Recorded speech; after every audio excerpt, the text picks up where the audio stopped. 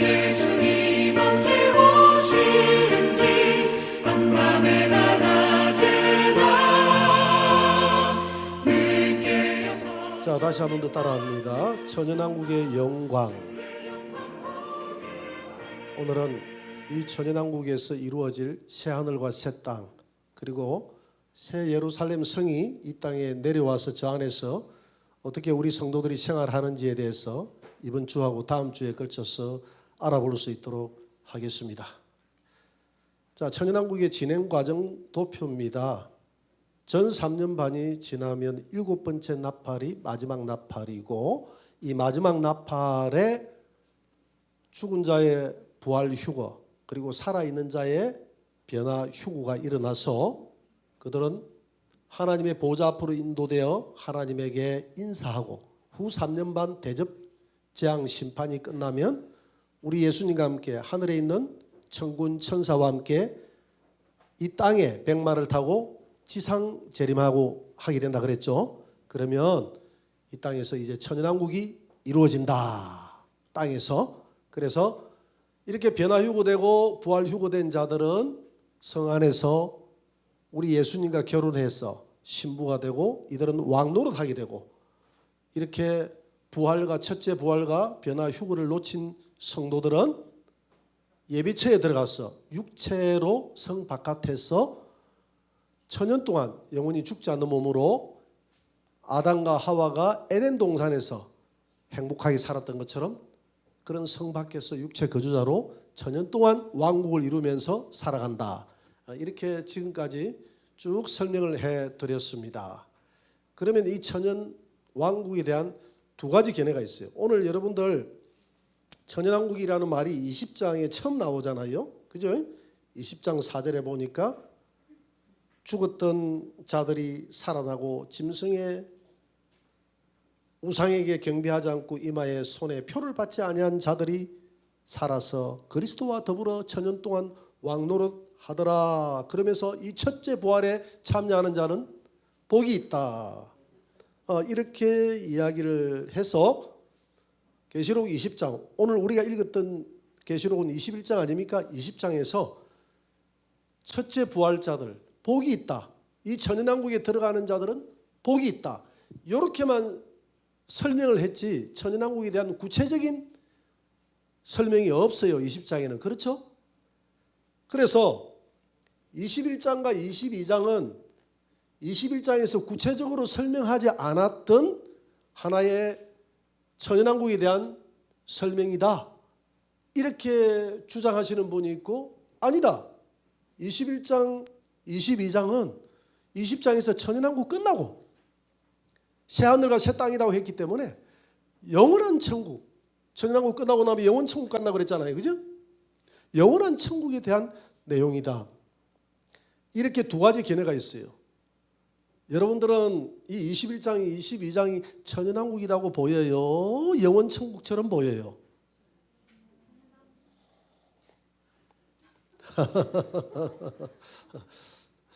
그래서 참 이 부분에 대한 논란이 많아요. 21장, 22장을 영원 천국으로 보는 견해들이 더 많습니다. 학자들이. 그러나 이제 또 계시록을 깊이 연구하시는 분들 중에서 아니다. 이것은 천연왕국이다. 이렇게 주장하시는 분도 있고요. 그래서 오늘 중요한 관점은 이 21장, 22장이 영원 천국을 이야기하는 것인지 아니면 이 땅에서 이루어지는 천연왕국을 이야기하는 것인지 그것을 잘 이해를 하고 이 계시록을 보는 게 대단히 중요하다. 그래서 오늘 여러분 잘 들으세요. 이 두 가지 견해를 제가 소개를 할게요. 첫째, 1견해는 영원 천국이라고 보는 경우입니다. 한 70% 정도는 우리 성경, 우리 계시록을 연구하시는 분들 중에서 영원 천국이라고 봐요. 그 이유가 있어요. 첫째, 사망이 없다고 했기 때문에 영원한 천국이다. 여러분 계시록 오늘 21장 4절에 보니까 다시는 사망이 없고 애통하는 것이나 고가는 것이 없고 이렇게 되어 있죠. 사망이 없다. 영원 천국에 사망이 있으면 되겠습니까? 없잖아요. 그런데 그렇기 때문에 21장은 영원 천국이다 이야기하는데 21장은 20장에는 사망이 있다는 겁니다. 영원 천연왕국에는 사망이 있다는 것이죠. 이걸 천연왕국으로 보면 안 되는 이유가 여러분 20장이 천연왕국에 대한 소개다 그랬죠. 20장 9절에 보니까 불이 내려와 그들을 태워버리고 천연왕국에서 배도하는 성도들이 있다 그랬죠. 배도하는 성도들은 하늘에서 불이 내려와서 태워버린다 그랬죠. 그게 사망이잖아요. 사망이 천연왕국에는 있어요. 천연왕국에는 맨 마지막에 그 천연왕국에서 태어난 자들은 마귀의 시험을 안 거쳤기 때문에 마지막 마귀를 풀어놓는다 그랬잖아요. 그죠? 풀어놔서 천연왕국에 있는 태어난 자들 중에서 마귀의 시험을 받는 자가 절반 정도 있고 마귀의 시험을 안 받고 성 쪽으로 붙는 자, 예수님 쪽으로 붙는 자가 절반 정도 있는데 그 중에서 배도하는 자들 하늘에서 불이 내려와서 태워버린다 그랬죠. 그러니까 그들은 사망이 있잖아요. 그러면 20장의 천연왕국을 소개할 때 사망이 있다 했는데 21장이 천연왕국의 더 깊은 소개라면 사망이 없어야 되는데 여기 천연왕국에는 사망이 있다 했는데 21장 4절에는 이 나라는 지금 사망이 없고 라고 했지 않습니까? 사망이 없는 나라니까 천연왕국이 아니라 어느 나라라고요? 영원천국이다 이렇게 주장하시는 분. 그 다음에 영원천국으로 보는 두 번째 이유가 계시록 21장 6절에 보니까 다 이루었다. 이제 이 땅에 있는 것은 모든 역사를 다 이루었다는 거예요. 그 영원천국은 이 땅에 있는 천연왕국까지 다 이루었다는 마지막 승리의 고백이니까 영원천국이다. 그 다음에 세 번째는 21장 7절에 보니까 이기는 자는 이것들을 상속받는다는 표현은 이곳이 영원천국이라는 겁니다. 영원천국을 상속으로 받는다. 왜냐하면 고린도전서 15장 50절에 보니까 혈과 육은 하나님의 나라를 유업으로 받을 수 없다 그랬죠. 그런데 천연왕국은 우리가 육체로 부활해서 들어가는 나라 아닙니까? 그렇죠? 그러고 성 바깥에 사는 사람들은 육체로 들어간다 그랬잖아요. 성 안에 들어가는 사람들은 영체도 아니요 육체도 아니요 변화체라고 그랬잖아요. 그렇기 때문에 혈과 육은 유업으로 못 받는다고 했는데 이기는 자는 이것들을 상속으로 받는다 했으니까 영원천국은 상속받는 나라는 육체가 아닌 영원천국을 이야기한다. 천연왕국 육체를 가지고 상속을 못 받기 때문에 지금 21장은 상속받는다는 표현을 썼기 때문에 무슨 나라다? 영원천국이다. 그 다음에 계시록 19장의 재림에서부터 시작해서 19장에 재림하죠. 그 다음에 20장에서 부활해서 천연왕국 들어간다 그랬죠. 그리고 난 다음에 21장, 22장이 영원천국 생활이라는 이 흐름이 너무나 자연스럽기 때문에 19장 재림, 20장 천연왕국, 20장, 21장 영원천국 이렇게 이 흐름에 따라서 영원천국으로 보는 것이 맞다. 그래서 영원천국으로 주장하시는 분들이 상당히 많아요. 그 다음에 천연왕국으로 보는 견해입니다. 또 한번 보세요. 이 견해 오늘 21장, 22장은 영원천국이 아니라 천연왕국이다. 이 땅에서 이루어진다. 저 하늘나라를 이야기하는 것이 아니라 이 땅의 나라를 이야기한다. 첫째, 하늘에서 땅으로 예루살렘 성이 내려오는 것으로 봐 천연왕국이다.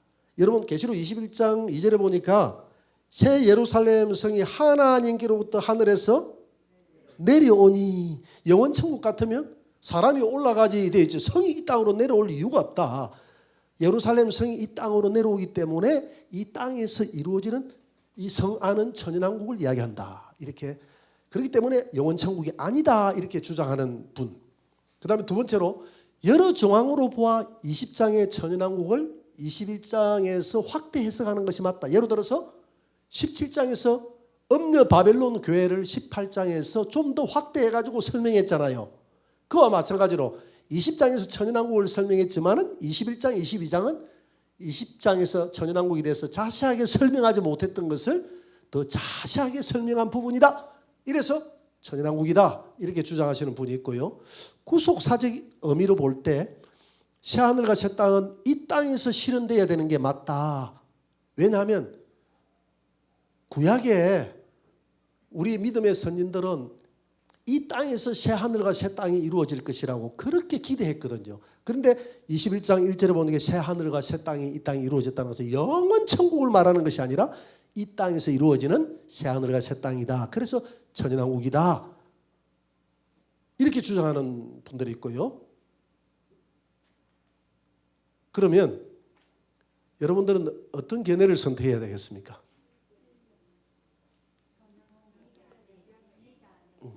방금 내가 살짝 넘긴 것을 반 사람은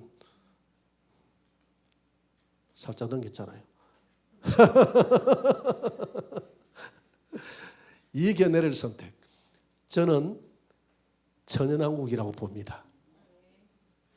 오늘 우리가 왜 이곳이 21장, 22장이 영원천국이 아니라 천연왕국인가 하는 것이 여러분들에게 이해가 돼야 되겠죠. 그래서 오늘은 이 21장을 다 하지 못하는 겁니다. 이 부분이 이해가 되고 넘어가야 되기 때문에 이 땅에서 영원천국이 아니다. 영원천국이 아니다. 이 땅에서 이루어지는 것이다. 자, 이 땅에서 이루어지는 21장, 22장을 천연왕국으로 보는 이유, 그 이유가 첫째, 구약 성경에 대한 약속의 성취라는 관점에서 천연왕국이라고 보는 것이 타당합니다. 제가 그랬죠. 구약 성경은 하나님이 창세기 1장 28절에서 생육하고 번성하고 그 다음에 정복하고 장대하고 이 땅을 다스리라 그랬잖아요. 그랬는데 이 땅은 한 번도 하나님의 은혜대로 장대해져 본 적이 없습니다. 마귀가 장대하기도 전에 생육하고 번성하기도 전에 마귀가 이미 아담을 잡아버려가지고 지금 이 세상이 우리가 장대하기는 장대한데 이 문화가 무슨 문화로 장대해져 있습니까? 마귀 문화로 장대해져 있잖아요. 그래서 구약에 있는 이사야서라든지 에스겔서라든지 많은 믿음의 선진들은 하나님 이 땅에 평화의 나라가 오게 해달라고 새하늘과 새 땅이 이루어지게 해달라고 그렇게 기도하고 열망했습니다. 그들의 열망이 아니라 그런 나라가 올 것이라고 하나님이 그 선지자들에게 뭘 줬다고요? 무슨 시를 줬다고요? 계시를 줬다는 겁니다. 계시를 줘가지고 그 계시를 그들은 사모하는 그 글로서 표현을 한 것이 구약 성경이다. 곳곳마다 그들이 하나님으로부터 계시를 받아서 그런 나라가 오게 해달라고 그래서 이 구속사가 완성되게 해달라고 했는데 그 구속사가 완성된 그러니까 이 나라는 하늘이 아니라 땅에서 생육하고 번성하는 나라가 이루어지게 해달라고 기도했거든요. 구약의 선진들은 하늘이 아니라 땅에서 우리 평화의 나라를 한번 봐야 되지 않겠습니까?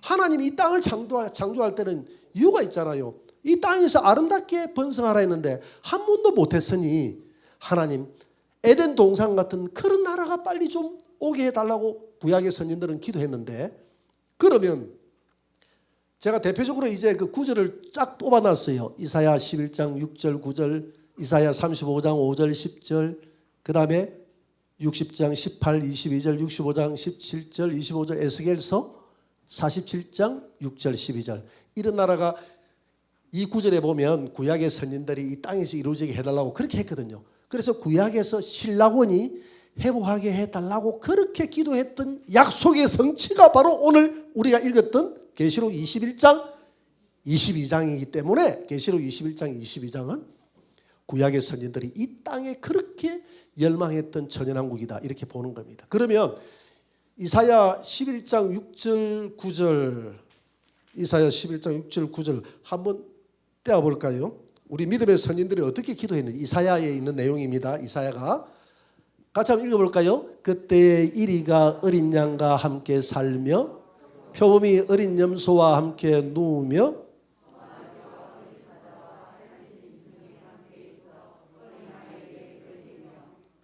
암수와 곰이 함께 먹으며 그것들의 새끼가 함께 엎드리며 사자가 소처럼 풀을 먹을 것이며 젖 먹는 아이가 독사의 구멍에서 장난하며 젖된 어린아이가 독사의 굴에 손을 넣을 것이라.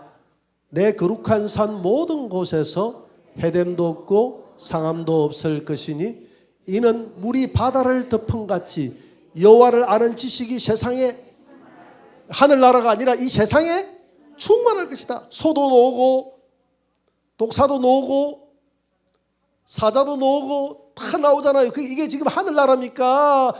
땅입니까? 땅이잖아요. 이런 나라 해암도 없고 상암도 없는 이런 나라, 물이 바다를 덮은같이 하나님의 영광이 가득한 나라, 젖먹는 아이가 독사의 구멍에 장난을 쳐도 물지 않는 그런 나라, 암소와 곰이 함께 먹으며 새끼가 함께 엎드리면 사자가 소처럼 풀을 먹는 그런 나라가 언제? 그때에 이런 나라가 임할 거예요. 그때 예수님이 하나님의 아들이 이 땅에 와서 이루어지는 천연왕국이 되면 이런 나라가 올 것이다 이 말이죠. 그런 나라가 올 것이라고 그렇게 기도했던 것이 21장 22장이다 이런 뜻이에요. 자, 그러면 그 다음 구절 한번 넘어가 볼까요? 그 다음 구절에 이사야 35장 5절 17 한번 봅니다. 35장 5절 17 한번 보세요. 또 언제 이사야 다음 구절에 또 이런 내용이 있어요. 같이 읽어볼까요? 그때에 맹인의 눈이 밝을 것이며 못 듣는 자는 사람의 귀가 열릴 것이며, 내가 넘길게요. 그때에 저는 자는 사슴같이 뛸 것이며 말 못하는 자의 혀는 노래하리니 이는 광야에서 물이 솟겠고 사막에서 시내가 흐를 것임이라. 그때에 맹인의 눈이 밝을 것이며 못 듣는 사람의 귀가 열릴 것이며 금내는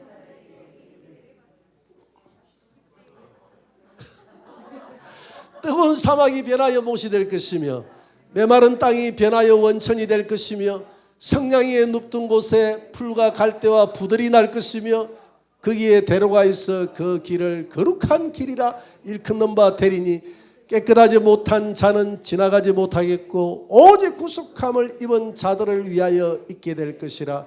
우매한 행위는 그 길로 다니지 못하게 될 것이며 거기에는 사자가 없고 사나운 짐승이 그리로 올라가지 아니하므로 그것이 만나지 못하겠고 오직 구속함을 받은 자만 그리로 생활할 것이며 여호와의 속량함을 받은 자들이 돌아오되 노래하며 시온에 이르러 그들의 머리 위에 영영한 희락과 띠고 기쁨과 즐거움을 얻으리니 슬픔과 탄식이 다 사라지는 나라. 이게 지금 이 땅이죠, 그죠? 이 땅에 이런 나라가 이루어지게 해달라고 기도했대 말입니다. 그 다음에 60장 한번 60장 우리 한번 다 읽어봅시다. 60장 15절 한번 보세요. 이사야 60장 15절에서 32절까지 전에는 내가 읽어볼게요. 전에는 내가 버림을 당하며 미움을 당하였으므로 내게로 가는 자가 없었으나 이제는 내가 너를 영원한 아름다움과 대대의 기쁨이 되게 하리니 내가 이방 나라들의 젖을 빨며 무도왕의 젖을 빨고 나 여호와는 내 구원자 구속자 야곱의 전능자인 줄 알리라. 내가 금을 가지고 노스를 대신하며 은을 가지고 철을 대신하며 노스로 나무를 대신하며 철로 돌을 대신하며 화평을 세워 간언으로 삼으며 공의를 세워 감독으로 삼으리니 다시는 강포한 일이 너의 땅에 들리지 않을 것이요 황폐와 파멸이 내 국경 안에 다시 없을 것이며 내가 내 성벽을 구원이라 내 성문을 찬송이라 부를 것이라. 다시는 낮에 해가 내 빛이 되지 아니하며 달도 내게 빛을 비추지 않을 것이요. 그러니까 21장 22장에 보면 해가 있다고 했습니까? 없다고 했습니까? 해가 없다고 그랬어요. 달도 없다고 그랬거든요. 어린 양이 해가 되고 아버지가 해가 된다 그랬거든요. 빛이 된다 그랬거든요. 그러니까 그러잖아요.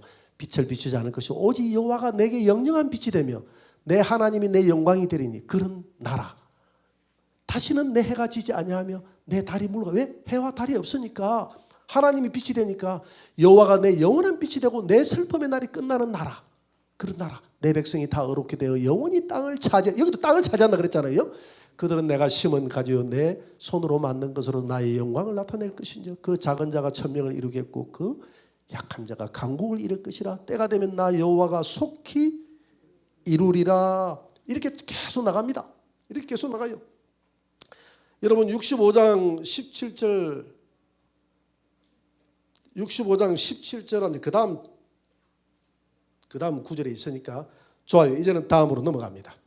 자, 이런 나라가 지금 오게 해달라고. 그래서 구약의 선진들이 오늘 이사야서의 내용만 잠깐 읽어봤는데 이런 나라가 하늘에서 이루어지게 해달라고 기도했습니까? 이 땅에서 이런 나라가 이루어질 것이라고 이렇게 예언하고 기도했습니까? 이 땅에서. 여러분들이 이 지금까지 구절을 읽어보니까 지금 하늘을 이야기하는 것이 아니라 사자가 나오고 소가 나오고 서로 물지 않는 그런 화평의 나라, 다시는 죽음이 없는 나라, 아픔이 없는 나라, 고통이 없는 나라가 이 땅에 이루어지게 해달라고, 그런 날이 미래에 올 것이라고 그렇게 기도했죠. 그래서 미래에 올 것이라고 했는데 20장에 보니까 천연왕국의 첫째 부활에 참여하는 자들은 복이 있다. 이렇게만 했지 그런 나라에 대한 설명이 있습니까? 없습니까? 없어요. 설명이 없이 넘어가면 궁금합니까? 궁금 안 합니까? 너무 궁금하니까 21장, 22장에서 그 나라에서 천연왕국, 그러니까 이 예루살렘 성 안에서, 하늘에서 내려오는 예루살렘 성 안에서 어떤 일이, 어떤 생활이 이루어진다라고 이렇게 기록한 게 21장, 22장이다. 그래서 구속사적인 관점에서 볼 때 21장은 영원한 천연 나라가 아니라 천연왕국이다. 이렇게 보는 것이죠. 자, 두 번째로 계시록 21장에서 말하는 새 하늘과 새 땅과 거룩한 성 예루살렘이 나오죠.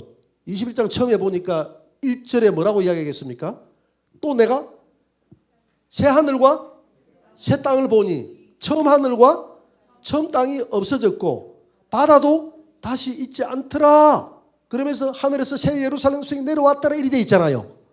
그리 돼 있죠. 그런데 이렇게 인용한 이것이 새 하늘과 새 땅과 거룩한 성 예루살렘은 황폐한 이 땅에서 에덴 동산 즉 천연왕국이 새롭게 회복될 것이라는 이사야의 예언을 그대로 이사야의 예언의 말씀을 인용한 구절이다 이 말입니다.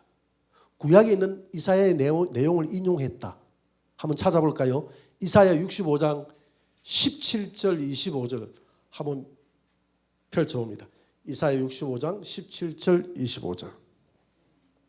보라, 이사야가 뭐라 했냐면 보라, 내가 새 하늘과 새 땅을 창조하나니 이전 것은 기억되거나 마음에 생각나지 아니할 것이라.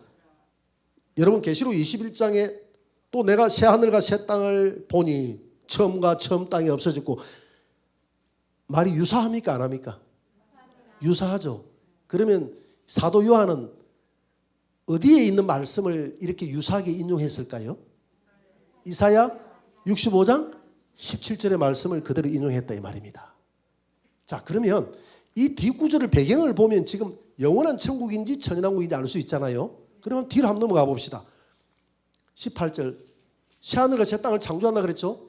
그러면서 너희는 내가 창조하는 것으로 말미암아 영원히 기뻐하며 즐거워할지니 보라 내가 예루살렘을 즐거운 성으로 창조하며 그 백성을 기쁨으로 삼고, 지금 있는 땅에 있는 예루살렘이 아니라 새롭게 즐거운 성으로 창조하는 성이 있다 그랬죠. 그게 바로 하늘에서 내려온 요한계시록 21장 2절에서 새 예루살렘 성인 줄 믿습니다. 이렇게 하면 딱 문맥이 맞춰지잖아요. 그러면서 내가 예루살렘을, 이 예루살렘은 지금 저 예루살렘을 말하는 것이 아니라 새롭게 창조하는 예루살렘, 그 예루살렘을 즐거워하며 나의 백성을 기뻐하리니 우는 소리와 부러지는 소리가 그 가운데서 다시 들리지 아니할 것이라. 지금 예루살렘 성은 우는 소리가 들렸어요 안 들렸어요?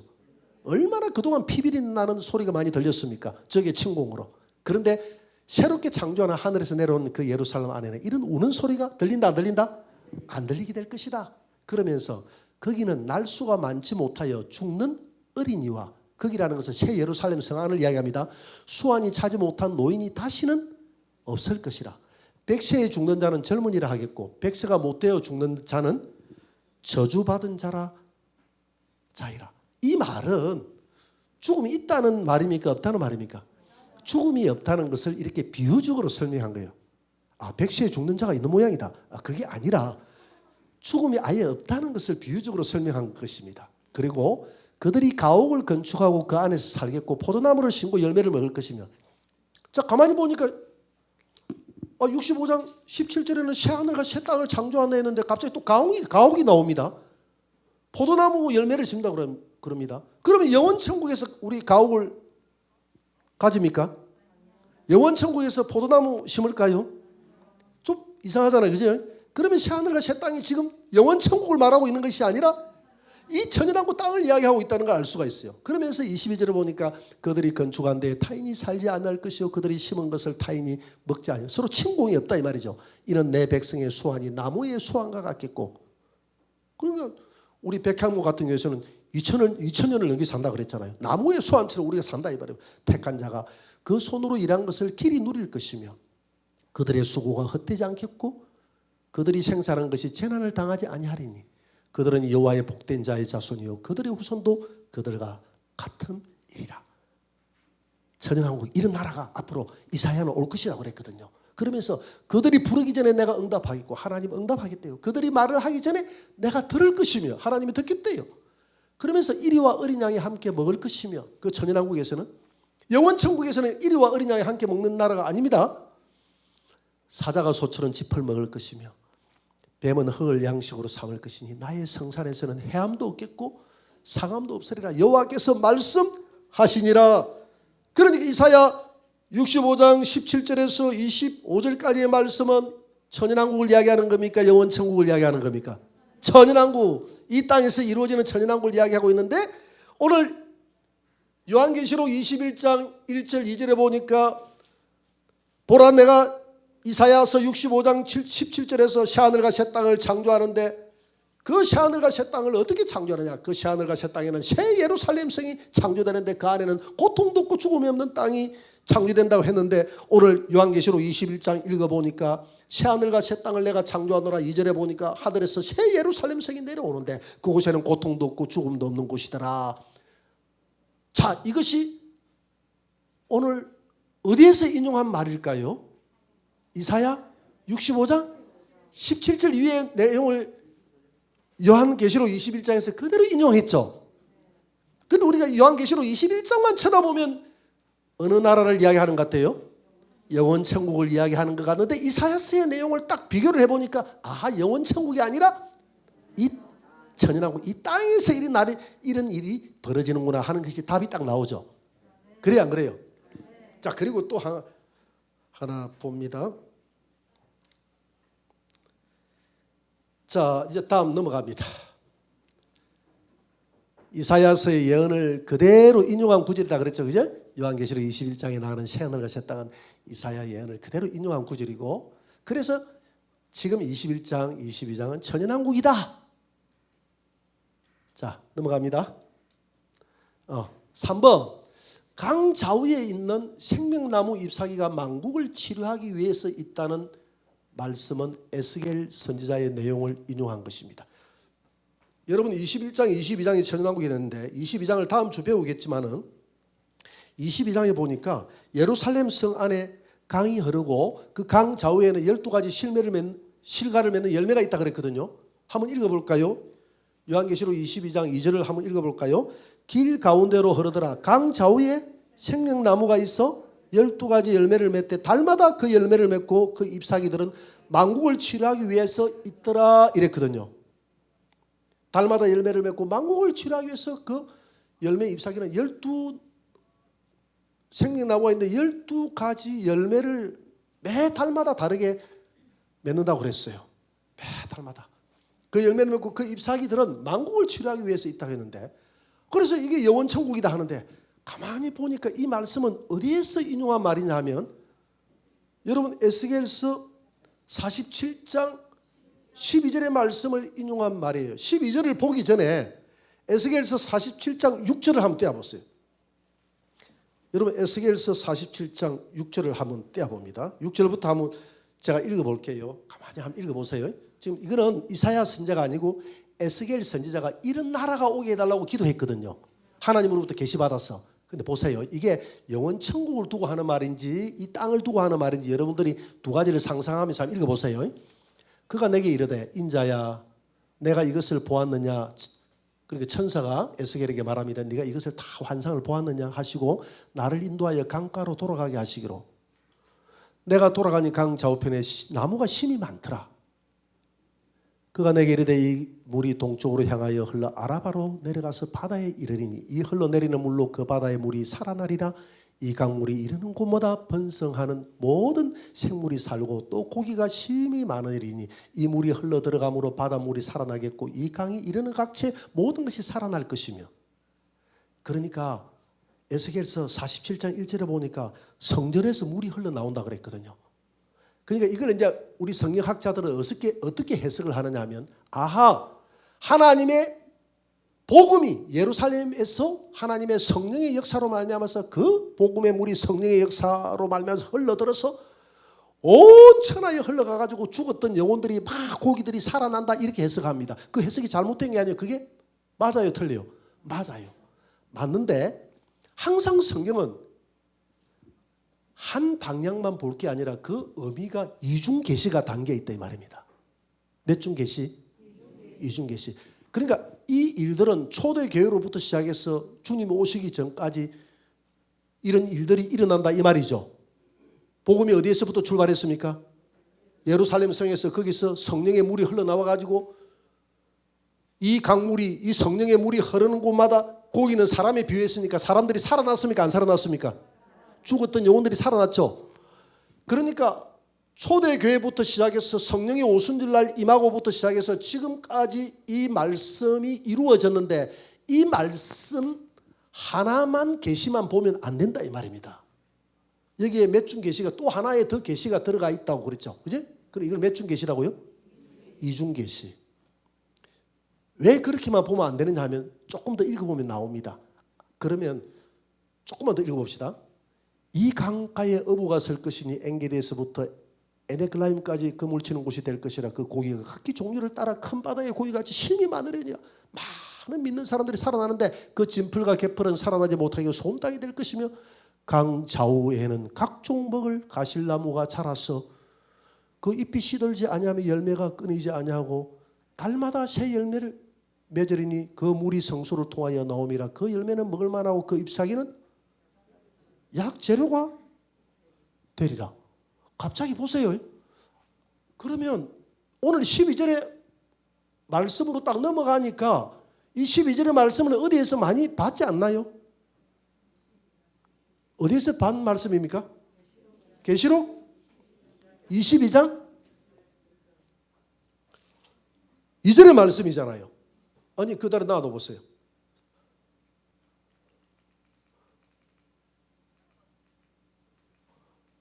계시록 이게 22장 2절의 말씀이죠.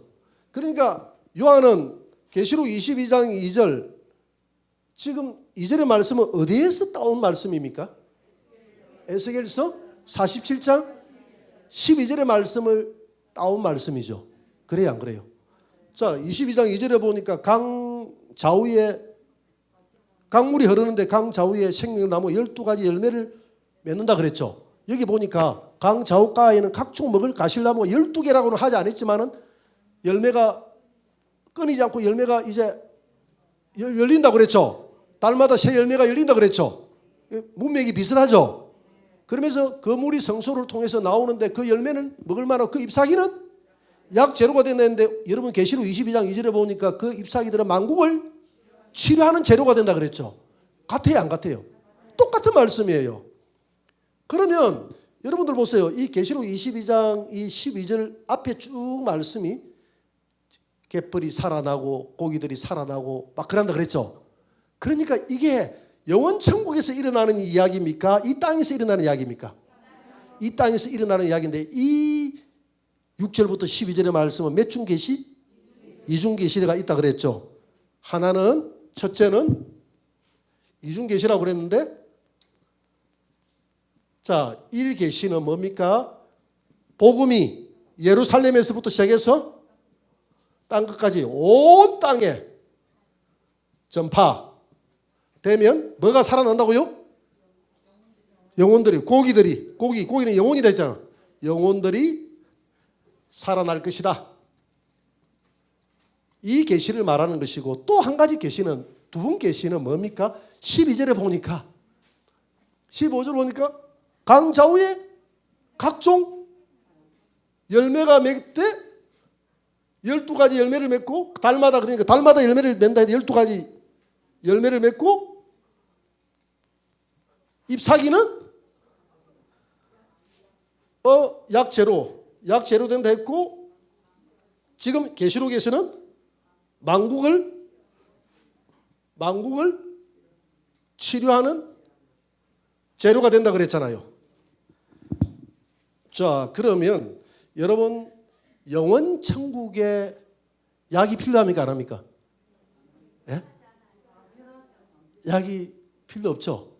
약은 사람이 뭘 입고 있기 때문에 필요합니까? 육체를 입고 있기 때문에 보약이 필요한 거예요. 여러분들 보약을 먹으면 영혼이 튼튼해지던가요? 그러니까 우리가 영원 천국에는 영원 이 육체의 나라가 아니잖아요. 하나님은 뭐라고요? 영이시니. 영의 나라에 영원히 우리가 들어가 버리면 이런 약재료가 이제 영원 나라인데 무슨 약재료가 필요하겠어요? 그런데 22장 2절에 보니까 예루살렘 성 안에 있는 12가지 열매를 맺는 그 잎사귀들은 약재료가 된대. 만국을 치료하는 약재료가 된대. 그러니까 영원 천국이라면 약재료가 왜 필요하지? 이런 의문을 가져볼 수 있잖아요. 그죠? 아하, 영원 천국이 아니라 천연왕국 땅이구나. 땅에는 성 밖에는 육체를 입은 자들이 있을 거 아닙니까? 그렇죠. 약을 한 잔 먹어야 천연을 살 거 아닙니까? 그죠? 약을 한 잔 먹어야 천연을 살 거 아닙니까? 그러니까 이긴 자들은 뭘 먹는다 그랬죠? 생명과를 먹는다 해서. 그러니까 성 밖에 있는 자들은 엄격하게 이야기하면 이긴 자가 아니에요. 이해가 됩니까? 이긴 자는 성 안에서 휴고되어서 왕노릇하는 자들이 이긴 자거든. 그러니까 성 밖에는 이긴 자 비슷한 사람들이에요. 휴거를 놓치고. 그러니까 휴거는 놓치고 놓친 성도들은 예비처로 들어간다 그랬잖아요. 계시록 12장 보니까 여자가, 해를 입은 여자가 독수리의 두 날개를 받았어. 예비처 양육하는 곳으로 가가지고 3년 6개월 동안 양육받고 난 다음에 우리 주님이 지상 재림할 때 그들도 들어가가지고 그들은 위에서 휴거되어 내려온 사람들은 성 안에서 무슨 노릇하고? 왕 노릇하고. 예비처에서 휴거되지 못하고 들어간 자들은 성 밖에서 백성 노릇하는데 이 백성들은 육체를 가지고 들어가는 자라. 천년 동안 살아야 되기 때문에 약을 한 참 먹어야 되는데 그 약이 성 안에 있는 생명과의 잎사귀더라. 이 잎사귀는 만국을 치료제로 있더라. 만국을 치료하기 위해서. 그래서 이긴 자들은 성 안에 있는 자들은 잎사귀 안 잡수시고 생명과 먹고 영생을 누리고 성 밖에 있는 자들은 잎사귀를 약재료로 드시더라. 할렐루야. 그래서 이 말씀이 어디에 나옵니까? 에스겔서 47장 12절에 나오잖아요. 그래요, 안 그래요? 그러니까 이게 지금 22장에 있는 이 내용이 지금 영원 천국을 두고 하는 말입니까? 예루살렘 성 안이 이 땅을 두고 하는 말입니까? 이 땅에 약치료 된다, 뭐 약재로 있다 하는 거 보니까 아하, 이 영원 천국이 아니구나. 영원 천국이 아니구나. 영원 천국에 무슨 만국을 치료하는 치료제가 무슨 필요가 있으며 약재료가 에스겔서 47장 12절에 보니까 성 안에 열매를 맺고 잎사귀들은 약치료제가 된다는데 약치료제가 뭐가 필요하냐? 아, 약치료제가 필요하다는 거 보니까 이건 영원 천국을 두고 하는 말이 아니라 이 땅 천연왕국을 두고 하는 이야기구나. 그래서 21장 22장은 천연 왕국이다. 할렐루야. 공감이 됩니까? 예, 다음 넘어가 봅니다. 그래서 에스겔서 47장 22절, 계시록 22장 2절의 말씀은 에스겔서 47장 2절의 말씀을 인용한 건데 보니까 강 좌우에 각종 먹을 가시나무가 자란다고 했는데 계시록 22장 2절에는 그것을 무슨 나무다? 생명나무라고 이야기했고 달마다 새 열매를 맺는다 했는데 계시록 22장 2절에는 12가지 열매를 달마다 열매를 맺고 똑같죠, 그죠? 그리고 에스겔서 47장 12절에 보니까 그 잎사귀는 약재료가 될 것이다 했는데 계시록 22장 2절에 보니까 약재료, 만국을 치료하는 재료가 되더라. 똑같잖아요. 똑같아요, 안 같아요? 똑같은데 계시록 에스겔서 47장 12절의 말씀 6절부터 쭉 읽어보니까 고기가 살아나고 뭐 이렇게 하는 거 보니까 그게 아하, 이 세상입니까? 영원 천국입니까? 이 세상에서. 그러니까 지금 하늘에 내려오는 예루살렘 성 안에 생명나무가 있고, 그죠? 예루살렘 성 안에 성에서 물이 나와서 강물이 쭉 흐르는데 강 좌우에 생명강이 있고 강 좌우에 12가지 열매를 맺는 열매가 있는데 그 예루살렘 성 안에 있는 그 열매 있는 이 땅에 보니까 하늘에서 내려와가지고 성 밖에도 사람들 살 거 아닙니까? 그죠? 보니까 아하, 이것은 천연왕국을 두고 하는 이야기구나. 천연왕국 바깥에 있는 사람들에게 이 육체로 입고 들어가는 사람들에게 약재료가 필요하구나 하는 걸 우리가 알 수가 있겠죠. 그래야 안 그래요? 그래서 신구약을 딱 맞춰보니까 영원 천국인지 천연왕국인지 답이 나와요, 안 나와요? 그러면 요한계시록 21장, 22장은 영원 천국입니까? 아니면 천연왕국입니까? 천연왕국. 자, 다음 넘어갑니다. 영원 천국에는 죽음이 필요 없는 곳이기 때문에 만국을 소성하는 약재료가 필요 없습니다. 그런데 에스겔 47장의 말씀은 하늘이 아니라 이 땅에서 장차 일어날 일들에 대한 약속이기 때문에 천연 왕국으로 보아야 합니다. 할렐루야. 사망이 없다는 말은, 그런데 왜 그러면 사망이 없는 곳은 영원 천국인데 천연왕국에는 사망이 있잖아요. 계시록 21장 4절에 보니까 사망이 있다고 했는데, 사망이 없다고 했는데 영원 천국이지. 그건 어떻게 이해를 해야 될까요? 사망이 없다는 말은 성 안에 살고 있는 백성들에게 한 말입니다. 성 안에 있는 사람들은 완전히 변화되어서 예수님과 같은 몸으로 됐기 때문에 사망이 있어요, 없어요? 사망이 없습니다. 그래서 성 안에 사는 사람들은, 여러분 보세요. 이 성 안에 사는 사람들은 이 육각형의 성 안에 살지 않습니까? 이렇게 성 안에 살잖아요. 이 예루살렘 성인데 이게 땅에서 하늘에서 내려왔잖아요. 내려와서 이게 끝나고 나면 어디로 올라갑니까? 영원 천국으로 들어가면 이 성의 모습이 영원 천국에는 바뀝니까? 그대로입니까? 그대로입니다. 그대로. 지금 이 예루살렘의 모습은 지금 어디에 있습니까? 예? 아니, 지금 하늘에 있잖아요. 예루살렘은 하늘에 있잖아요. 우리 죽고 나면 이 안에 들어가잖아요. 그러면 이 나라는 지금 육의 나라입니까? 영의 나라입니까? 영의 나라에 있습니다. 영의 나라에 있는 이 영체가 땅으로 내려오면 뭐가 된다?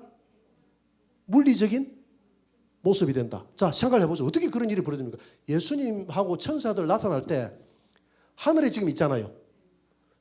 나타날 때 땅으로 샥 나타납니까? 안 나타납니까? 나타나가지고 예수님이 뭐 먹을 거 없나? 이래 했어요? 안 했어요? 그래 했죠. 마찬가지입니다. 이 성은 이게 하나님의 신비로운 뭡니까? 능력이에요. 능력. 창조의 능력이에요. 우리 인간의 생각으로 생각하면 안 됩니다. 이것은 지금 영의 나라에 있다가 이 하늘에서 예루살렘성에 내려온다 했지 않습니까? 그러면 물리적으로 이게 우리 눈에 보일 때는 육의 나라처럼 보여요, 안 보여요? 보이는 거예요. 밖에 있는 육에 있는 육실을 입고 있는 자들이 그 예루살렘 성이 지금 눈으로 보입니까, 안 보입니까? 보여요. 보이는데 이 성이 나중에 올라갈 때도 그대로 이 성이 올라간다 이 말입니다. 그러면 이 성은 그대로예요, 그대로. 그러니까 성 안에 있는 자들은 천연왕국에 있으나 영원 천국에 있으나 똑같아요, 안 같아요? 똑같은 거예요. 그러니까 천연왕국이 곧 영원 천국이다. 다른 것은 성 밖에 있는 사람은 달라.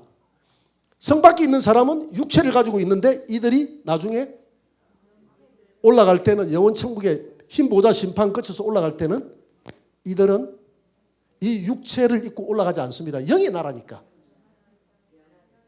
이들은 변화체를 입고 그대로 들어갑니다. 영원 천국에. 이해가 됩니까?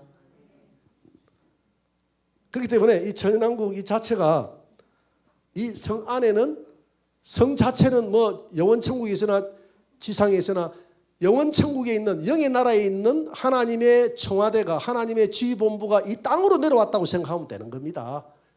또 땅에 있던 이 지휘본부가 이 땅에서 천연왕국이 끝나고 나면 이 지휘본부가 그대로 영원 천국으로 들어가 버리는 거예요. 할렐루야. 자, 다음 넘어갑니다. 그래서 천연왕국의 성 안에서 왕노릇하는 예수님의 신부들이 다시는 사망이 없고, 사망이 없다는 말은 이 성 안에 있는 자들은 사망이 없다는 이야기예요. 그래서 오늘 계시록 21장 4절에 보니까 다시는 사망이 없고, 이 말은 이 안에 있는 자들은 이제 죽음이 없어요. 영원 천국에서도 동일한 모습으로 들어가는 겁니다. 근데 성 밖에 있는 사람들은 사망이 있어요, 없어요? 있습니다. 그랬잖아요. 하늘에서 불을 내려서 죽는 사람이 있다 그랬잖아요. 곡과 마곡의 전쟁 배도하는 사람들. 배도하지 않는 사람들도 나중에 더 변화되어 육체를 입었기 때문에 변화되어져서 영원 천국에 들어가야 됩니다. 그래서 지금 천연왕국의 삶이 장차 이어질 영원 천국의 삶이 되는 것입니다. 즉 이 천연왕국의 안에 사는 사람들은 이 안에 사나 영원 천국에 사나 동일하다 이 말입니다. 이 삶이 곧 영원 천국의 삶이 된다 이 말이죠. 그렇지만 지금 20장, 21장을 전체적인 맥락으로 딱 생각을 해보니까, 그림을 그려보니까 이사야서에서, 에스겔서에서 하나님이 이 고통의 많은 세상, 처음에 아담과 하와에게 정말 생육하고 번성하고 정복하고 충만하고 땅을 다스리라고 했는데 한 번도 그렇게 못했기 때문에 이 처녀는 무한 충만수라. 이 천연왕국을 통해서 정말 아담과 하와에게 약속했던, 아담이 약속했던 그 생육하고 번성하고 정복하고 충만하고 다스리는 5대 복이 이루어지는 그 나라가 이 땅에 이루어질 것이라고 하나님이 구약에 있는 많은 선지자들에게 계시를 줬고, 선지자들은 그걸 노래하면서 구약에 곳곳마다 그런 천연왕국이 오게 될 것이라고 기록을 했습니까? 안 했습니까? 그 기록했던 것을, 이 땅에서 그런 나라가 이루어질 것이라고 기록했던 것을 그대로 인용해가지고 갖다 썼던 게 오늘 계시록의 요한계시록이다. 그래서 요한계시록은 그냥 천국만 보고 쓴 게 아니라 천국의 모든 계시들은 구약을 기반으로 해서 이루어졌다. 할렐루야. 그래서 구약을 볼 때는 무슨 사로 읽어야 된다? 구속사로.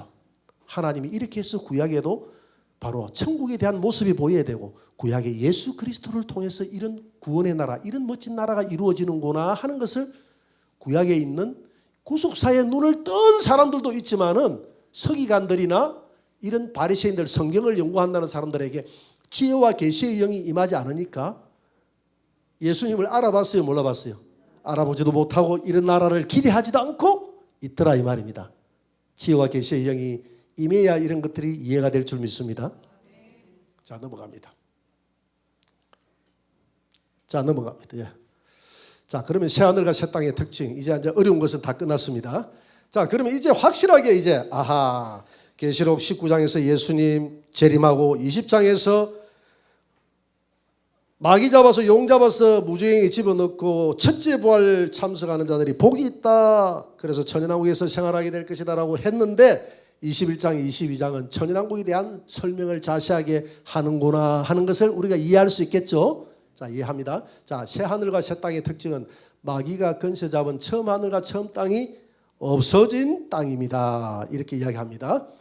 읽어봅니다. 계시록 21장 1절 다 같이. 또 내가 새 하늘과 새 땅을 보니 처음 하늘과 처음 땅이 없어졌고. 에베소서 6장 12절에 보니까 왜 처음 하늘과 처음 땅을 없애버렸을까요? 처음 하늘, 저 하늘에 누가 있습니까 지금? 악의 영들이 저 하늘을 지배하고 있어요. 이 악의 영들, 마귀들이 더럽혀놨습니까? 안 더럽혀놨습니까? 하나님은 거룩하신 분이라서 이 더럽혀난 이 땅에서 천연왕국을 이룰 수가 없어. 이거 아예 없애버려야 돼. 그래서 하나님이 새롭게 창조한다는 이런 표현을 쓰는 거예요. 이해가 되죠? 이 악한 영들이 너무나 어지럽혀 놨기 때문에. 땅도 마찬가지입니다. 바다도 마찬가지입니다. 마귀가 존재한다고 생각했던 바다도 사라졌습니다. 계시록 21장 1절 다 같이 시작.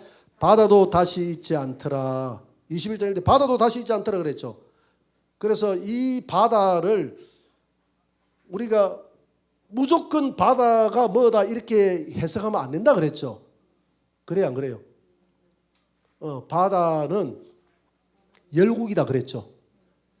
계시록 13장 1절에 나오는 바다는 뭐라고, 무슨 국이라고요? 열국. 열국의 지지를 받으면서 짐승이 나온다 그랬죠.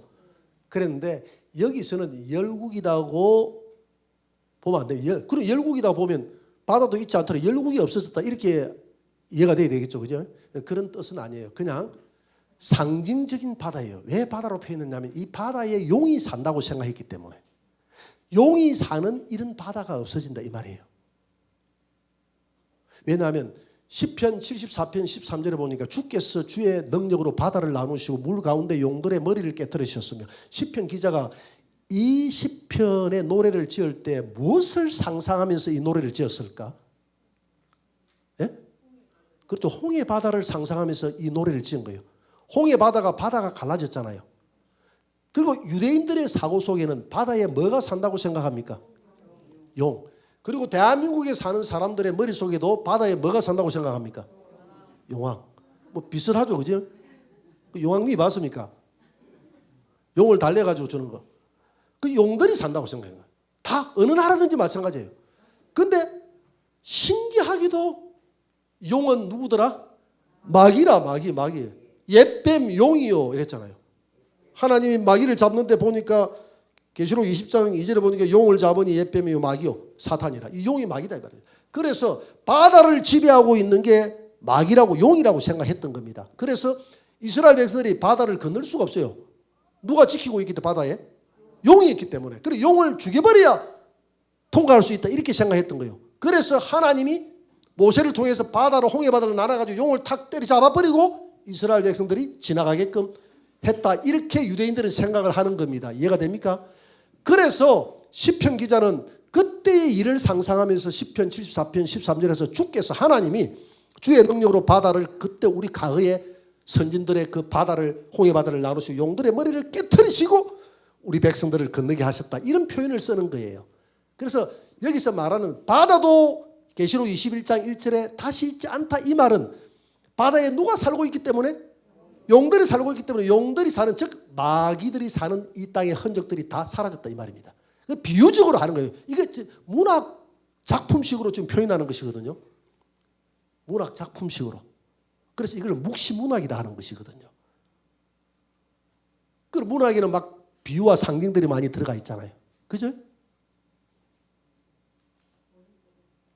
하박국 3장 15절 주께서 말을 타시고 바다 곧 큰 물에 파도를 밟으셨다 이렇게 이야기합니다. 바다에 파도가 막 일어나는데 이 파도도 바다의 용들이 일으킨다고 생각을 했습니다. 그래서 저 시돈 땅, 저 두로 땅에 있는 사람들은 바알신을 섬겼던 이유가 바알신이 자연을 다스리는 신이라고 생각했거든요.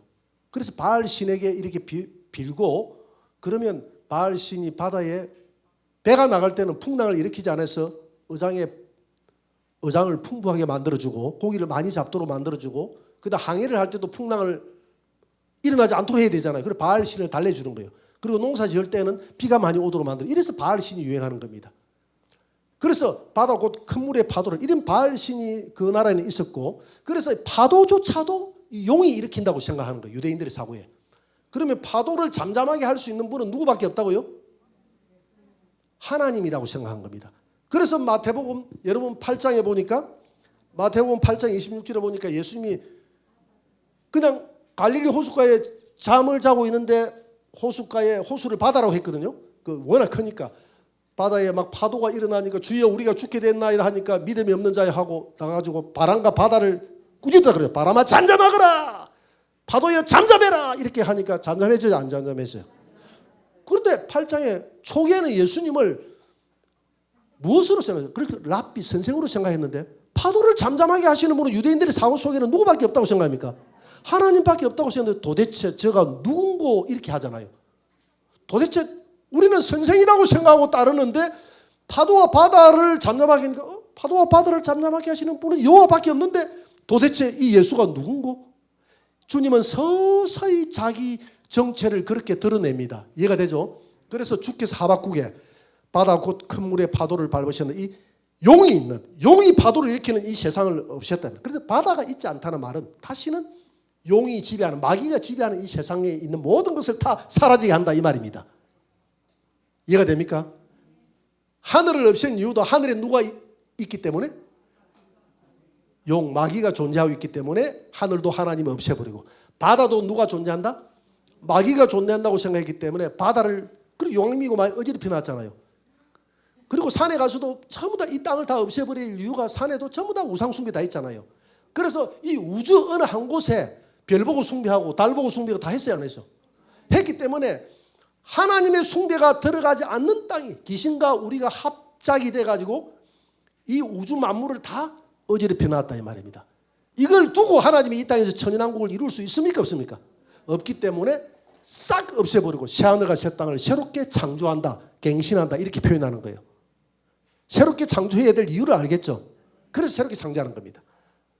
그래서 새 예루살렘 성 안에 사는 사람들 이 성 안에 사는 사람들은 왕이라고 그랬잖아요. 예수님과 결혼한 신부들이거든요.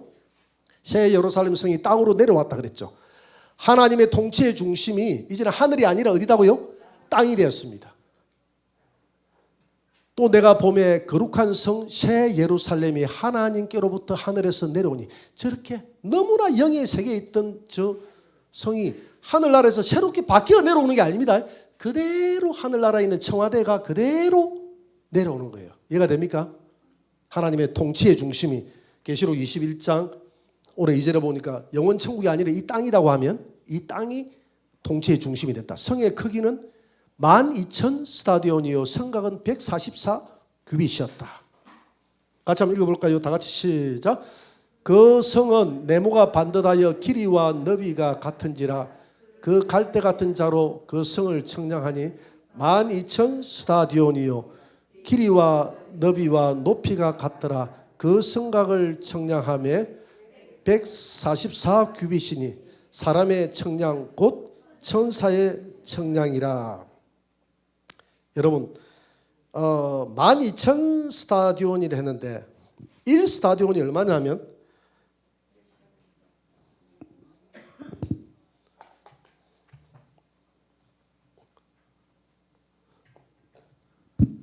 일 스타디온은 얼마다고요? 185m라고 되어 있죠. 그러면 오늘 얼마다고 그랬죠? 12,000 스타디온 12,000 스타디온 곱하기 185 하면 얼마가 나옵니까? 2,200km가 나온다 그랬죠. 2,200km 킬로미터.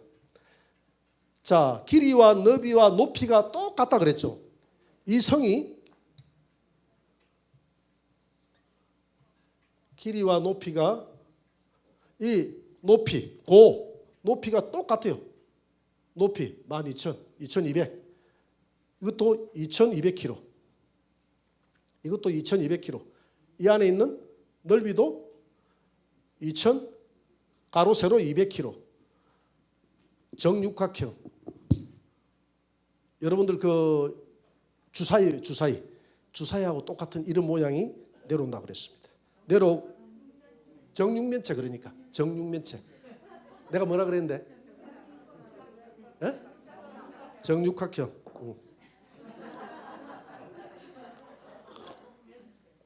정육각형하고 정육면체하고 좀 다르나? 나는 하기야 오늘도 김씨하고 강씨하고 같은 줄 알았는데.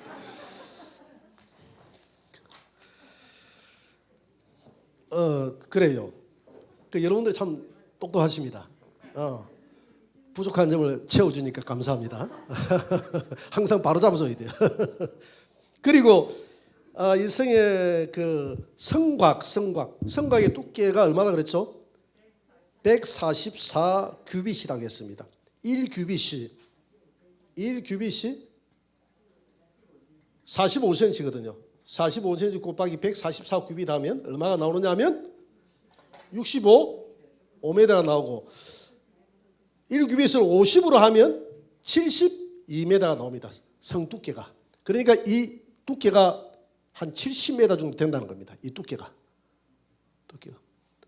그런데 우리가 건축공학적으로 보면 2200km 높이 되고 하는 이게 70km 정도 70m, 70km가 아니라 70m 정도 되는 두께로 하면 이게 두께가 엄청 두꺼운 겁니까? 두께가 너무 약합은 겁니까?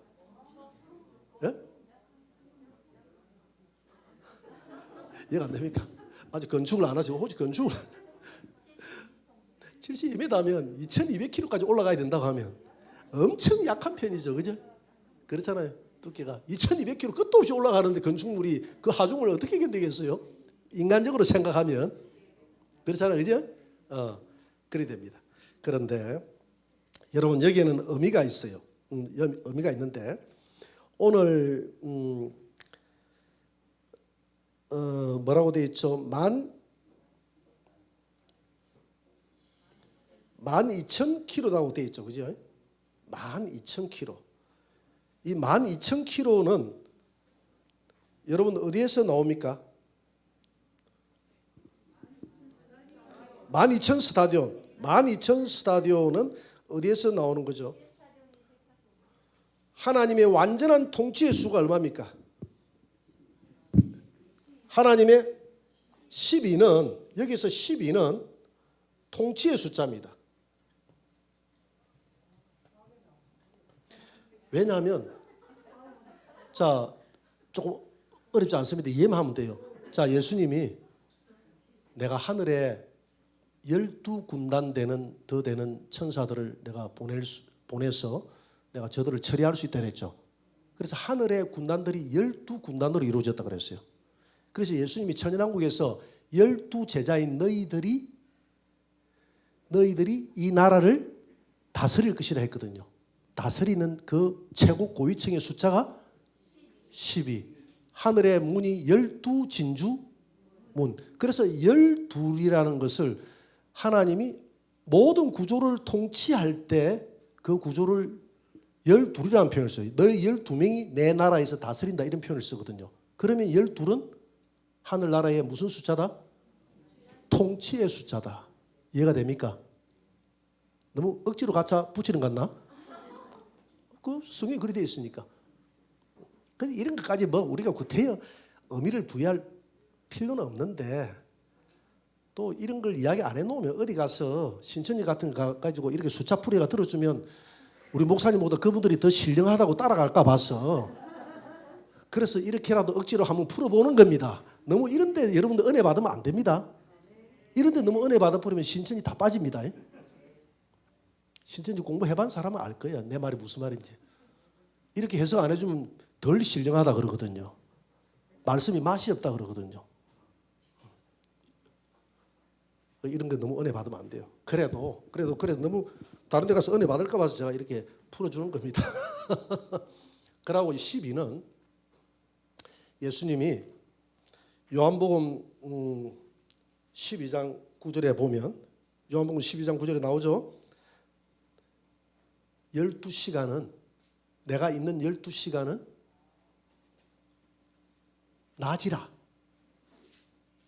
낮이라는 표현을 씁니다. 내가 있는 12시간은 낮이라.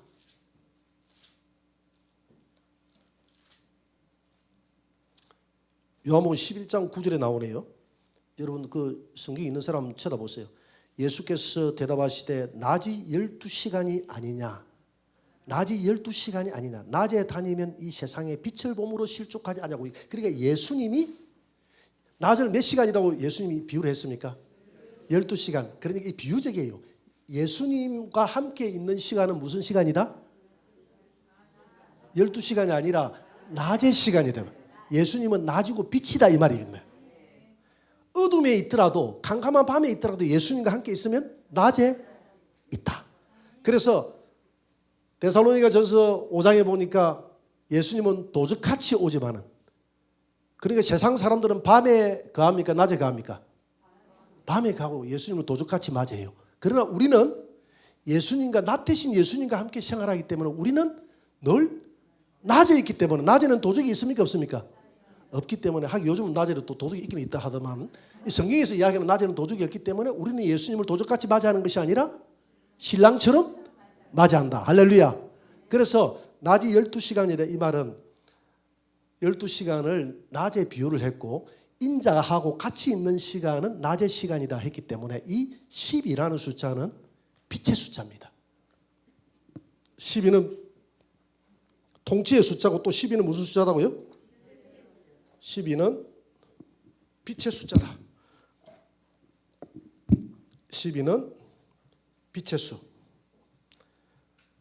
자, 그래서 이 나라는 하나님의 완전한 통치, 하나님의 통치가 첫째 이루어지는 나라예요. 어둠이 없는 무슨 나라? 빛의 나라인데 무한 충만수가 뭐라고 그랬죠? 1000. 무한 충만수. 12 곱하기 무한 충만수. 그러니까 하나님의 통치가 완전 충만하게 이루어지는 성. 하나님의 빛이 완전하게 뒤덮은 성. 그 성은 1000은 얼마다고요? 12,000 스타디온. 할렐루야. 내가 이거 생각해낸다고 꽤 좀 고민했습니다. 기도하면서 좀 신령해지려고. 그래서 신천지 안 넘어가겠죠. 이 정도 했으니까. 근데 이런데 너무 그 은혜 받으면 안 돼요. 근데 하도 이런 숫자를 가지고 많이 장난을 치니까 우리도 한번 해보자는 뜻에서 한 것이지 너무 이렇게 은혜를 성경에서 뭐 깊이 있게 해주는 건 아니니까. 그리고 두께는 144 규빗이라 했잖아요. 그죠? 144 규빗. 144 규빗이라 했는데 이게 두께예요, 두께. 그래서 이 144는 12 곱하기 10이거든요. 144 안 나옵니까? 그죠? 그래요, 안 그래요? 그래서 12는 우리가 완전한 통치니까 구약의 12지파, 신약의 12제자. 그래서 항상 12지파 우리 성도들을 가리켜서 야고보서 1장 1절에서 뭐라고 이야기하면 편지 쓸 때 내가 12지파에게 편지하노니. 그러니까 12지파라는 것은 하나의 상징이에요. 구약의 10이라는 숫자는 구약 모든 성도들을 상징하는 숫자예요. 내가 12지파에게 편지한다 이 말은 이 땅에 있는 모든 교회들에게 편지한다 이 말이거든요. 그러니까 지금 신천지에서 12지파를 자기들이 최초로 만들었다고 했는데 그게 맞습니까? 틀립니까? 틀립니다. 그들은 무슨 뚱이에요? 짝퉁이죠. 왜냐하면 이미 성경에 초대교회에 야고보서 1장 1절을 보니까 내가 12지파에게 편지한다고 12지파가 그때 있었습니까? 없었어요? 초대교회에 있었어요. 있었는데 자기들이 12지파를 최초로 만들었다고 그래. 그러니까 짝퉁이요, 사기요, 거짓말장이. 짝퉁이요, 사기요, 거짓말장이죠. 그 야고보서 1장에 그러니까 야고보가 편지를 쓸 때는 12지파 우리가 영적 새 이스라엘이기 때문에 이 땅에 있는 12지파라는 것은 완전한 통치가 이루어지는 이 땅에 있는 모든 교회들에게 12지파에게 편지한다. 교회들에게 편지한다 이 말입니다. 그러니까 이 성의 나라는 이 성은 12이 성곽의 두께가 12 구약의 12 곱하기 신약의 구약의 성도 완전한 성도 신약의 완전한 성도 두 개를 합치니까 신구약 두 개를 합치니까 144 규빗이 나오더라. 그리고 이 성은 신구약의 하나님이 택한 완전한 성도들의 통치가 이루어지는 나라다. 할렐루야. 이 정도 이제 해석하고 넘어가십시다. 그리고 다음번에 그 안에 또 나오는 것을 숫자를 한번 계산해 볼 수 있도록 하겠습니다. 그래서 어떤 분은 이렇게 이야기합니다. 아이고, 어떤 목사님 전화 왔어요. 목사님 2200km라고 하면 너무 작지 않아요? 사실 너무 작거든. 천국이 2200km 가다 보면 영생의 나라인데 영생의 나라에서 2200km 같으면 한 달 여행하고 나면 다 끝나는 나라인데 그래요 안 그래요? 한 달 정도 돌아다니면 2200km 돌아다니면 다 구경할 거 다 할 거 아닙니까? 그런 생각 안 해봤습니까? 높이와 넓이가 다 2200km가 여기에서 우리가 영원히 산다고 하면 너무 갑갑하고 지루하지 않겠어요? 그런 생각을 전혀 그래서 계시록을 연구하다 보니까 어떤 목사님이 그런 생각이 들었던가 봐. 2200km 같으면 무지무지하게 크다고 이렇게 이야기하는데 자기가 생각할 때는 영원한 나라인데 영원히 살 건데 너무 작다는 거야. 그래서 제가 뭐라고 답을 했는지 아십니까? 목사님의 머리로서 이 성을 이해하려고 하면 안 됩니다. 왜냐하면 마귀를 집어넣는데 어디에다 집어넣는다 그랬죠? 무저갱. 우리가 생각할 때 그 지옥은 시작하는 끝점이 있어요 없어요? 우리가 생각할 때 있잖아요. 근데 무저갱이라 말은 없을 무자에 미처자입니다. 밑이 끝이 없다는 거예요. 끝이 없다는 거예요. 그러면 끝이 없으면 도대체 어떤 지옥이가 이렇게 생각하고 있잖아요. 그러니까 우리의 이 상상력이 하나님의 그 창조의 능력을 따라갈 수 있습니까? 없습니까? 없어요. 한번 이렇게 생각해 보세요. 이 우주가 끝이 있어요? 없어요? 에? 에? 있어요. 그런데 한번 물어봅시다. 그럼 끝밖은 뭔데요? 그 바깥은 뭔데? 그러니까 좀 머리가 아파지기 시작합니까? 안 아파지기 시작합니까? 예? 알고 싶지도 않고. 그래, 그렇게 하면 좋아요. 자, 보세요. 내가 무슨 이야기를 하려고 하느냐면 우리의 머리에 이게 한계예요, 한계. 우주가 끝이 있어야지 끝이 없으면 안 되잖아요. 그러면 끝이 있다고 하면 하나님이 이 우주를 창조했다고 했는데 창조했으면 창조는 끝이 있을 거 아닙니까? 그러면 끝이 없다고 하면 뭐 끝바퀴 무슨 캄캄하다든지 어떤 뭐가 돼 있을 거 아니에요. 그러면 끝바퀴는 또 뭐냐는 거죠. 이렇게 생각하면 우리의 상상력이 하나님의 그 놀라운 신비한 창조의 능력을 따라갈 수가 없다. 하나님의 높이와 깊이와 넓이를 따라갈 수 있다 없다? 없다. 내가 무슨 이야기를 하려고 하느냐면 2200km 되는 이 새 예루살렘 성, 새 예루살렘 성이 2200km가 된다고 해서 2200km에서 끝납니까? 안 끝납니까? 끝나는 게 아니에요. 가도 그 안에는 끝이 없는 나라예요. 내 말이 무슨 이해가 되죠? 우주가 끝이 있는 것 같는데 우주는 가도 끝이 없다. 이 새 예루살렘 성도 마찬가지예요. 2200km지만 안에 들어가서 우리가 생활하면 가도 끝이 없는 나라가 이 새 예루살렘 성에서의 나라다. 영원의 나라다. 여러분들이 영원 이 안에서 여행을 다 하려고 해도 여행을 다 할 수 있다 없다? 다 할 수 없는 나라다. 다 이해는 안 돼도 이제 어느 정도 이해가 되죠. 그죠? 이렇게 이해를 해야지. 2200km 너무 작아요. 목사님, 그 2200km 한 1년 여행하고 나면 나중에는 그 영원토록 하면 지루해서 그 나라에 어떻게 있어요? 이렇게 누가 질문을 하더라고. 그 말이 상당히 성경을 연구하다 보니까 그런 될 수가 있잖아요. 그래서 내가 했던 답변이 그 답변이 목사님, 지옥도 끝이 없다고 그랬어요. 이 우주도 끝이 없다고 하는데 끝밖엔 또 우리의 상상력이 못 따라가잖아요. 마찬가지로 이 성 안은 하나님의 신비한 하나님의 모든 창조의 능력이 이 안에 다 녹아있기 때문에 우리 인간의 이성으로 이 성을 2200km다 해서 12,000 스타디온이다 해서 우리 인간의 생각으로 요 정도 크기다 이렇게 생각하면 안 된다는 것이죠. 밖에서는 그렇게 크게 보일지 몰라도 이 안에는 무한 신비한 하나님의 창조의 모든 신비가 다 집합되어 있는 곳이기 때문에 우리의 상상을 초월한 무한대의 나라가 영원한 영의 나라가 이 새 예루살렘 성 안입니다 하니까 오케이 이해가 됩니다. 이렇게 받아들여졌어요. 여러분 이해가 되죠? 자 넘어가 봅니다. 신랑 되신 예수님과 신부된 이긴 성도들이 살 신방이 새 예루살렘 성입니다. 요한계시록 21장 2절 다 같이 시작. 그 준비한 것이 신부가 남편을 위하여 단장한 것 같더라. 자 19장에서 백마를 타고 내려옵니까 안 내려옵니까? 내려오가지고 신방으로 내려오잖아요. 신방. 그래서 이 천연왕국은 신방이에요. 신방. 천년 동안 예수님과 함께 누리는 신방입니다. 여러분 신혼여행 가가지고 신방에서는 즐겁게 지내야 되잖아요. 이것은 구약의 무슨 절기의 완성이다 그랬죠?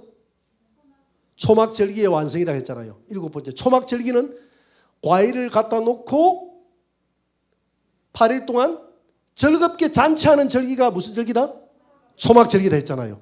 그러니까 이 새 예루살렘 성 안은 하나님의 예수님과 신랑 되신 예수님과 신부된 교회가 만나서 이 예루살렘 성 안에서 신방에서 영원토록 사랑을 나누고 기쁨과 즐거움을 나누는 그런 초막절에 들어가기 위해서는 열매를 안 가지면 초막절에 참여할 수가 없어요. 과일 열매 있는 성도들, 성령의 9가지 열매, 자기의 완전한 교회가 완성된 열매 있는 성도들이 휴거 성도들 아닙니까? 이 부활 성도들 아닙니까? 1차 부활에 참여하는 성도들 아닙니까? 첫째 부활에 이 성도들이 영원한 행복을 가지고 예수님과 즐겁게 지내는 장소가 어디다? 천연 왕국이다. 이 예루살렘 성 안이다. 성 안에는 눈물과 사망이 없을 것입니다. 계시록 21장 4절 다 같이 시작. 모든 눈물을 그 눈에서 닦아 주시니 다시는 사망이 없고 애통하는 것이나 곡하는 것이나 아픈 것이 다시 있지 아니하리니 처음 것들이 다 지나갔습니다. 그 안에는 눈물이 없습니다. 사망도 없어요. 이 성 안의 영광의 상속은 이기는 자가 받게 될 것입니다. 계시록 21장 7절 다 같이 시작. 이기는 자는 이것들을 상속으로 받으리라. 나는 그의 하나님이 되고 그는 내 아들이 되리라. 지금 이거는 21장 7절은 누가 하시는 말씀이에요? 예? 지금 예수님이 하시는 말씀이죠. 여러분 성경에 보니까 빨간 글씨로 되어 있죠. 빨간 글씨로 되어 있는 것은 예수님이 하시는 말씀입니다. 근데 예수님이 뭐라고 했느냐면 이기는 자는 이 예루살렘 성 안을 상속으로 받는데 나 예수는 너의 하나님이 되고 그는 내 아들이 된다 그랬거든요. 아들이 된다. 그럼 아들은 아버지를 부를 때 뭐라고 부릅니까? 아버지라고 부르잖아요. 여러분들이 기도할 때 아버지 하면 누구를 생각하면 아버지라고 그럽니까? 우리가 보통 생각할 때 성부 하나님을 두고 아버지 부르지 않습니까? 그리고 또 예수님을 또 생각을 바꿔서 예수님을 주여 이렇게 부르기도 하고요. 그래요, 안 그래요? 그런데 여러분 아버지가 된다는 이 말은 성부 하나님만 아버지가 아닙니다. 예수님도 우리의 아버지예요. 어떤 관점에서의 아버지냐? 예수님은 우리의 신랑이기도 하고 우리의 구주이기도 하고 그렇지만 예수님은 창조주 본연의 모습으로 들어가면 아버지가 돼요. 아버지는 뭡니까? 생명을 창조하신 분을 아버지라고 하잖아요. 근원이 되는 분을 아버지라고 그러잖아요. 벨의 아버지, 자동차 아버지 포드, 그죠? 벨의 아버지가 아니라 전화기의 아버지 벨, 먼저 만든 사람. 거짓의 아버지 마귀, 거짓말을 창조했기 때문에 이 세상을 만물을 창조하신 분이 바로 예수님이시기 때문에 골로새서 2장에 보니까 예수님이 자기를 위해서 이 만물을 창조했는데 누구와 더불어서 성부 아버지와 더불어서 삼위일체 하나님이 이 세상을 창조한 줄 믿으시기 바랍니다. 그래서 예수님은 여기서 그래서 이사야 9장 6절에 보니까 뭐라고 했죠? 앞으로 태어날 그 아기는 전능하신 하나님이요 전능하신 하나님이요 영존하시는 아버지라. 예수님을 아버지라고 그랬어요. 그래서 여러분들이 아버지 할 때는 누구를 생각하든지 삼위일체 하나님이 다 받으십니다. 이해가 되죠? 성령님 하면 누구를 생각하든지 다 받으세요. 하늘에 계신 우리 아버지 하면 다 예수님 삼위일체 하나님이 다 받으세요. 다만 이름은 누구의 이름으로 기도해야 된다? 예수님의 이름으로 기도해야 된다. 할렐루야. 그래서 우리 예수님은 하나님의 보좌가 여기 있으면 하나님의 보좌 맨 보좌의 근원은 누구십니까? 성부. 그죠? 그 다음에 성자 예수님. 그 다음에 성령. 그래서 성령은 누구의 영이다? 성령은 이게 이제 우리 영 안에 들어오잖아요. 그죠? 우리 영 안에 성령이 들어오는데 이 성령은 예수 그리스도의 영이다. 성령은 성부 하나님의 영이다. 성령은 성령님이다. 그래서 우리가 사도행전이나 로마서에 보니까 성령을 가리켜서 예수의 영 또는 그리스도의 영 또는 하나님의 영 또 때로는 양자의 영 우리를 양자 삼은 영이기 때문에 영 또 성령 거룩한 영 다 같은 말이에요. 예수의 영 성자의 영이다.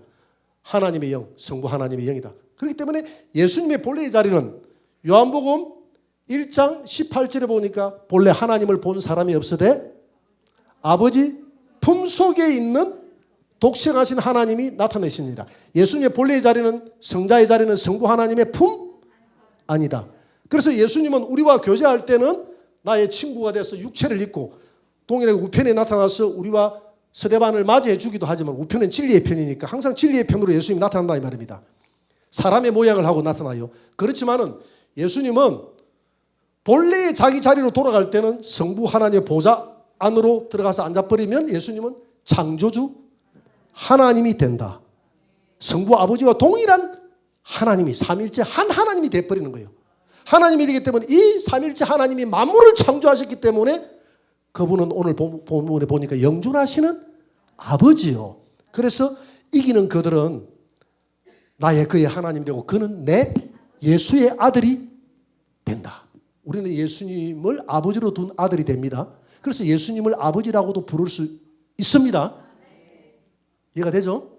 앞에서 내가 충분히 설명을 했기 때문에 그래서 이 부분을 잘못 이해하면 이 부분을 두고 뭐 성부 하나님이 다른데 성부 하나님을 하고 이야기하는 게 아니에요. 지금 이건 빨간 줄로 돼 있잖아요. 빨간 걸로. 그러니까 지금 보세요, 여러분. 계시록 21장 1절, 2절, 3절, 4절, 5절에서 보라 내가 만물을 새롭게 하노라. 보좌에 앉으신 분이 우리의 눈에 눈물을 씻겨주고 다시는 사망이 없고 보좌에 앉으신 이가 이르시되 만물을 새롭게 하고 내가 사람들과 함께 장막을 치고 함께 있노라 하고 누가 보냈다는 이분은 만물을 창조하시는 하나님이잖아요. 이 하나님이 지금 이렇게 말하시는 분이 누굽니까? 예수님이다 그러잖아요. 계시록 21장 1절부터 쭉 나오다가 6절에서 또 내게 말씀하시되 이루었도다. 나는 이루었도다. 나는 그들의 하나님이 되고 이 보니까 이 보좌에 앉으신 분이 예수입니다. 나는 예수님이 보좌 우편에서 성부 하나님을 떠받쳐 주는 분인 줄 알았는데 예수님이 보니까 보좌에 중앙에 앉아서 이 만물을 다스리고 있더라. 왜 성부 하나님을 조명하지 않고 예수님을 조명했을까요? 계시록은 누구에 대한 이야기라? 예수님과 우리의 이야기라. 성경은 창세기부터 요한계시록까지 성부 하나님과 우리의 이야기가 아니라 예수님과 우리의 이야기라. 우리를 왜 창조했습니까? 그 아들 예수를 위해서. 그래서 아담과 하와를 창조했던 것은 아담은 하나의 표상으로 창조했고 하와도 하나의 표상으로 창조했고 아담과 하와가 결혼해서 육체는 이 세상의 모든 것을 다 끝내고 7번째 안식일에 들어간다. 이 말은 천인왕국에 들어간다 이 말입니다. 내 신부를 취해서 너는 내 뼈 중에 뼈요 내 살 중에 살이라. 그래서 로마서 5장 14절에 보니까 아담은 오실자의 예수님의 표상이라. 아담의 실상이 예수님이라. 할렐루야. 그래서 예수님은 아담이 하와를 취했듯이 예수님은 하와의 실상된 교회를 취해서 이 천연왕국에 이게 7째 날이에요. 7째 날 천연왕국의 안식에 들어가서 내 뼈 중에 뼈와 살 중에 살과 하나가 되어져서 영생복락을 누리는 나라가 무슨 나라다? 천연왕국이다. 할렐루야. 그래서 이 세상 모든 만물은 그 아들 예수를 위해서 창조를 했다 이 말이에요. 하나님이. 그래서 성경은 전부 다 예수님이 이야기해요. 그래서 오늘 6절에 보니까 뭐라고 해요? 나는 처음과 나중이요 알파와 오메가라. 지금 보좌에 앉으신 분이 알파와 오메가다 하는데 알파와 오메가의 처음과 나중이다라는 이런 표현을 쓰는 분은 누구밖에 없다? 예수님밖에 없어요. 계시록 1장 8절에도 보니까 예수님 나타나서 주 하나님이 이르되 나는 알파와 오메가라. 이제도 있고 전에도 있고 장차 올다요 전능한 자라 그랬고 17절에도 두려워하지 말라. 나는 처음이요 나중이요 이전에 죽었다가 살아난 나 예수다. 이렇게 표현하고 있거든요. 그래서 성경 전체는 다 예수님에 대한 이야기이기 때문에 요한계시록의 보좌에 앉아서 우리 인간을 다스리고 나는 너희 아버지가 된다 하는 이것을 성부 하나님은 어디 갔노? 이렇게 생각하기 쉬운데 지금 성경 전체는 예수님에 대한 이야기라. 할렐루야. 그래서 예수님과 우리와의 사이에 대해서 끊임없이 이야기해주고 예수님과 우리 사이를 방해하는 저 변사또 마귀가 있어야 이제 스토리가 이야기가 되잖아요. 전부 다 이 세 가지 관점에서 마귀가 어떻게 세상에서 이걸 방해해 나가는지 우리 인간이 마귀의 방해를 무릅쓰고 그 신랑 되신 예수님을 어떻게 사모하며 기다리며 성례해 나가는지 이것을 기록한 것이 창세기 알파와 역사의 요한계시록 마지막 되시는 예수 그리스도에 대한 이야기라. 그래서 오늘 결론절에 예수님은 우리의 창조주 하나님이 되는데 아버지가 된다. 이기는 자는 이 천연왕국의 이 예루살렘 성을 상속으로 받는다. 그리고 난 다음에 이 성 안의 영광에 참여하지 못하고 불못에 들어갈 자들이 있는데 계시록 21장 8절 다 같이 시작. 그러나 두려워하는 자들과 믿지 아니하는 자들과 흉악한 자들과 살인자들과 음행하는 자들과 점술가들과 우상숭배자들과 거짓말하는 모든 자들은 불과 유황으로 타는 못에 던져지리니 이것이 둘째 사망 곧 불못이라. 여러분 우리 주님께서 십자가에서 저와 여러분들이 당해야 될 그래서 그 영혼은 지옥까지 가서 지옥의 형벌을 대신 받으시고 우리를 대신하여 구원해 주신 그 주님을 우리는 하늘나라에 가면 찬양할 것밖에 없습니다. 주님 감사합니다. 감사합니다. 하고 눈물 흘리며 거룩하신 우리 예수님, 거룩하신 주님, 거룩하다, 거룩하다, 거룩하다 이 찬양을 드리는 거예요. 할렐루야. 그래서 이 예수님이 우리의 죄를 짊어지고 가서 영원한 지옥의 형벌을 다 물리치시고 절망에 빠져있던 자기의 신부된 우리를 구원해서 천국에 들어간다는 이 소망이 얼마나 큰 소망입니까? 이걸 기록한 것이 무슨 록이라고요? 요한계시록이다.